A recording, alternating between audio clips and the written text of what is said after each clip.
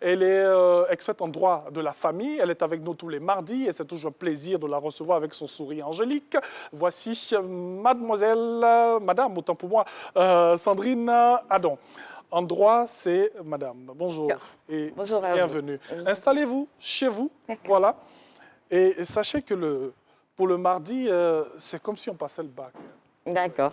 Parce qu'on bosse beaucoup. Vous savez, j'ai beaucoup de documents aujourd'hui. D'accord. Parce que je veux cuisiner ce sujet et faire comprendre beaucoup de choses. Alors, qu'est-ce qu'on entend par infraction d'ordre familial? Alors, en règle générale, quand on parle d'une infraction, c'est déjà un comportement qui est pénalement réprimé. Okay. C'est-à-dire que c'est un comportement qui est immoral, illicite et que la loi prévoit comme une infraction. Donc, ça peut être défini comme un délit, un crime ou une contravention. Et les peines sont prévues en même temps que la définition de cette infraction. On va dire que c'est une infraction d'ordre familial parce qu'il y a d'abord soit un membre de la famille qui est impliqué dans la commission de cette infraction ou alors parce que cette infraction est commise dans le cadre familial. Par exemple, le père est impliqué dans la commission de l'infraction ou alors le frère ou encore l'enfant ou même le grand-père, la grand-mère. En fait, un membre de la famille est soit impliqué ou l'infraction a été commise à la maison, au sein du domicile. C'est dans ce cas-là qu'on va parler d'une infraction d'ordre familial. Voilà. Alors, lorsqu'on reste dans un cadre d'ordre familial, quelle est cette indélicatesse, quelques exemples comme ça d'infractions que nous commettons? Oui. Généralement, à la maison, pour les personnes mariées, on va parler par exemple d'abandon de domicile conjugal. Okay. Donc, l'abandon de domicile conjugal, c'est une personne, donc ça peut être un homme ou une femme, qui quitte son domicile. Parce qu'en fait, le mariage implique la communauté de vie. Donc, dès lors qu'on quitte son domicile sans une autorisation légale, il y a abandon de domicile conjugal. Et qu'on le fait pendant plus de 2 mois sans revenir à la maison, ben, il y a abandon de domicile conjugal.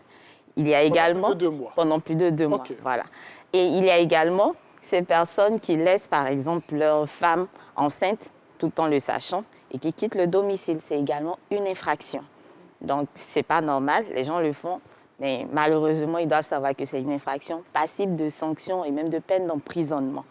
Et puis, on a l'adultère, qui est une infraction qui n'entraîne pas que le divorce au niveau civil, mais qui est également une infraction qui peut permettre de mettre la personne indélicate en prison, avec son complice, donc avec la maîtresse ou l'amant. C'est possible. Il y a également la bigamie. Donc, le fait de célébrer un deuxième mariage sans avoir rompu le premier. Dans ce cas-là, on est en état de bigamie et ça peut annuler le mariage célébré, mais surtout, c'est une infraction qui peut permettre une sanction pénale, donc l'emprisonnement ou l'amende. Voilà. Alors, on va rester sur ce sujet avec un cas pratique avant de revenir avec d'autres infractions. Vous avez parlé de bigamie. Ça peut se faire sur le même territoire ou peut-être sur un autre territoire. Alors, M. X est marié depuis 20 ans à Mme Y. Depuis peu, il a rencontré Mlle Aou, quelque part là, dans ses balades. Et il va avec cette jeune dame Aou dans son village natal. Il l'épouse, voilà, et s'installe avec elle, laissant son épouse démunie, sans ressources. Il s'est déplacé avec Aou, il est allé de l'autre côté, dans un autre endroit. Et il a laissé son épouse. Comment vous expliquez cela? Juridiquement, comment ça se passe? Déjà, on va chercher à qualifier l'acte qu'il a commis. D'abord, il a quitté son domicile familial, donc conjugal, sans avertir son épouse. Et s'il est allé s'installer dans un village, on va supposer qu'il a fait depuis plus de 2 mois, s'il s'installe effectivement avec quelqu'un. Il y a d'abord abandon de domicile conjugal, qui est une première infraction. Et ensuite, il va célébrer un mariage. Si c'est une dot ou un mariage traditionnel, il n'y a pas de bigamie. Mais s'il célèbre un deuxième mariage au mépris du premier, c'est-à-dire qu'il trouve quelqu'un, un officier d'état civil véreux, on va dire, qui accepte de célébrer son mariage, soit tout en sachant qu'il est déjà marié ou en ne le sachant pas, il commet la bigamie parce qu'il superpose 2 mariages. Donc, dans ce cas-là, il a 2 infractions et on peut choisir de le poursuivre pour la peine la plus élevée. Et si le mariage n'est pas célébré civilement par un officier d'état civil, cet officier d'état civil véreux, et que ce n'est qu'une dot ou bien voilà, traditionnellement... Dans ce cas-là, il n'y a pas de bigamie. Il pourra être poursuivi par contre pour adultère. Pour adultère, parce que justement, il entretient des relations avec quelqu'un autre que son épouse et de manière continuelle et c'est flagrant. Et là aussi, deux infractions parce qu'il y a abandon du domicile familial. Oui, il y a d'abord abandon du domicile conjugal parce qu'il a quitté son domicile, il n'a pas informé son épouse, il habite ailleurs avec quelqu'un d'autre. Donc, l'infraction, on va dire, est consommée et est même répétitive. Chaque jour, on pense qu'il commet la même infraction chaque jour. Oui. Donc, l'épouse peut saisir le juge pour qu'il soit poursuivi. Elle peut porter plainte contre lui pour cette infraction, et même pour les deux. Mais dans ce cas, c'est la peine la plus élevée qui lui sera appliquée. Ça va être un peu fou ce que je veux dire. Il n'y a pas de problème. Existe. Oui, bien sûr. Ce que tu n'as jamais vu, il ne faut pas dire que ça n'existe pas. Cette personne qui a eu à commettre cette infraction peut vous dire, par exemple, moi, ma femme, elle et moi, ça ne va pas depuis plusieurs années. On ne sait plus, rien n'avance et tout. Et j'ai rencontré cette dame, c'est elle que j'aime. Mais je prends le temps de pouvoir... Non. Enfin, non. On peut vous expliquer ça banalement bien comme sûr, ça. Mais dans le cadre d'une infraction, c'est un acte pénalement reprimé. Oui. Les excuses importent peu. Okay. C'est l'élément moral. C'est-à-dire qu'on s'est levé, on savait très bien que ce qu'on faisait était mal et on est allé commettre cette infraction. Et en plus, c'est prévu par la loi. Et on a commis effectivement cet acte. Donc, dès lors qu'il y a la réunion de ces trois éléments, qu'on va appeler l'élément légal pour la sanction pénale qui est prévue, ensuite l'élément intentionnel parce qu'on a voulu le faire, et ensuite l'élément matériel parce qu'on l'a commis, ces trois éléments sont réunis, il y a infraction et c'est constitué. Donc, dans ce cas-là, l'excuse de « je ne savais pas » ou bien « je ne voulais pas, mais je l'ai fait », ça ne compte pas du tout. L'excuse de « je pensais que ». Voilà. Allez, on poursuit avec les exemples d'infractions. Oui. On a cité l'abandon de domicile familial, la bigamie, l'adultère, ce qui est très courant là. Oui. Et puis encore, qu'est-ce qu'on a? On peut avoir des coups et blessures volontaires. Malheureusement, ce sont des violences physiques, mais qui existent. Donc, dernièrement, on parlait des violences basées sur le genre. Oui. Donc, les coups et blessures volontaires existent, même dans le cadre familial. Et il y a des infractions beaucoup plus graves parfois. Donc, on a l'inceste, malheureusement, oui, qui est un acte extrêmement immoral, mais que certaines personnes se permettent de commettre. Et il y a aussi l'infanticide, le fait de donner la mort à un nourrisson dans l'année de sa naissance.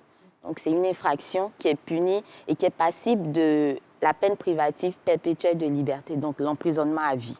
Okay. Et il y a aussi le parricide, le fait de donner la mort à ses pères et mères. Oui. Malheureusement, il y a des gens qui arrivent à le faire. Donc, ce sont des infractions qui sont vraiment graves et qui sont généralement punies par la peine d'emprisonnement à vie. Parce qu'en Côte d'Ivoire, en droit ivoirien, la peine de mort est interdite. Donc, elle a été commuée en emprisonnement perpétuel. Donc tout cela fait partie vraiment de notre quotidien parce exactement. Ce genre de choses. Moi, j'étais très étonné quand j'ai vu des expressions comme parricide, bien sûr. Et tout. Bien sûr. Bon, l'inceste, on connaît à peu près. On connaît à peu près et tout. Mais il y a des personnes comme ça, comme Mme Sandrine Adon l'a dit, hein, qui donnent la mort à leurs parents. Bien sûr. Généralement, c'est lorsqu'on parle d'héritage, ce genre de choses. Oui.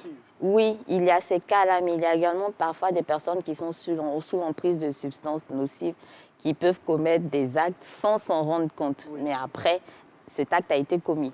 Donc, on a donné la mort à son père ou à sa mère. Évidemment, on est passible de sanctions pénales. Si c'est avéré. Il est mort. Oui. Donc, malheureusement... mais est-ce qu'on sait qu'il y a des enquêtes qui sont... Oui, bien sûr, bien sûr. C'est la personne. Bien sûr. Dans le cadre de la procédure pénale, quand on met la main sur le présumé coupable, c'est à la fin du procès qu'il est déclaré coupable. Voilà. Donc, pendant tout ce temps, il y a l'enquête, il y a l'instruction qui va permettre de déterminer s'il a vraiment commis l'infraction, comme on le dit, ou si ce n'est pas une sorte d'habillage, on va dire. Donc, voilà. Alors, tout à l'heure, on a vu un élément oui. Qui parlait, j'allais en venir forcément, d'accord. Qui parlait de vol. Il a pris mon argent, j'ai déposé mon argent sur la table et tout pour parler terre à terre. Est-ce que vraiment peut-on accuser de vol son conjoint en droit ivoirien? En droit, voilà. Non. Okay. Non. Légalement, en droit ivoirien, on ne peut pas accuser son conjoint de vol. Déjà, la définition du vol, c'est la soustraction frauduleuse de la chose d'autrui. Okay. Donc, il faut qu'il y ait soustraction. Il faut que ce soit frauduleux. Donc, la personne ne le savait pas. Maintenant, il y a ce qu'on va appeler des sortes d'excuses, donc des immunités prévues par la loi. Okay. Et dans ce cas-là, ça ne va pas permettre de reconnaître la responsabilité de la personne qui a commis cette infraction. Okay. Donc, en principe, il a pris quelque chose, ou si c'est une femme, elle a pris quelque chose qui ne lui appartient pas. Elle a pris ou il a pris l'argent de son conjoint. Oui. C'est un vol s'il n'a pas été prévenu. Donc, il y a soustraction frauduleuse. Mais à cause, ou peut-être grâce à ce qu'on va appeler l'immunité familiale, le conjoint ne peut être poursuivi pour vol. C'est aussi simple que ça. OK. Voilà. Alors, on va poursuivre avec un cas pratique pour mieux comprendre. Madame Y, en complicité avec sa belle-mère et son beau-frère, eh bien, Madame Y prend frauduleusement de l'argent à Monsieur X, son époux. Très en colère, il veut faire condamner pénalement la mère, sa femme et son beau-frère pour vol. D'accord. On va procéder par hypothèse. Allons-y. Il veut poursuivre sa femme, oui, sa mère et son beau-frère.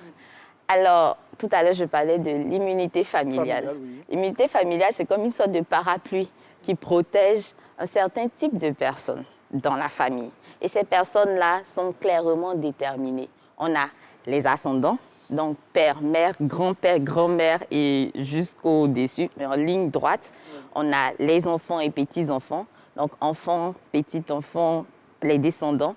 Et puis, on a le conjoint. Mais en plus, on a les alliés. Donc, les personnes à qui on a un lien grâce au mariage. Donc, les alliés, c'est qui?